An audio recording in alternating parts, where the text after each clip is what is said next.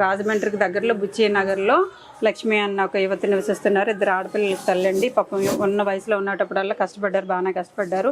పిండి రుబ్బుకుంటూ చిన్న టిఫిన్ కొట్టు లాంటిది పెట్టుకుంటూ భర్త లేకపోయినా ఇద్దరు ఆడపిల్లలు పెంచి పెద్ద చేసి పెళ్లిళ్ళు చేశారు. వృద్ధాప్యం అయ్యేసరికి పాపం ఇంకా కష్టం ఎవరికైనా ఒకటే కదా, వయసు అయ్యే కొద్దీ ఫంక్షన్ మీద తప్ప ఇంక వేరే ఆధారం లేదు ఈవిడికి.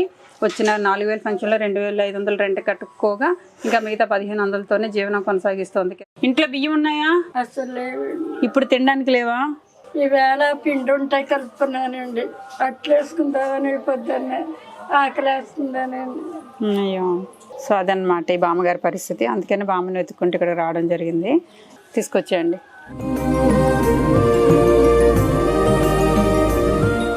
మొహంలో చూసారు ఎంత ఆనందం వచ్చిందో మామగారిది. హ్యాపీ అన్నమ్మా? హ్యాపీ అండి. ఓ సూపర్. ఇక బియ్యం బస్తా కూడా నీకే. ఇంకేదైనా హాస్పిటల్ కాలేదు బాగాలేదు అన్నావు కదా, హాస్పిటల్కి వెళ్ళండి సరేనా? ఇది వచ్చే నెల కిరాణా సామాన్లు కుంచుకో. 7,000 మొత్తం.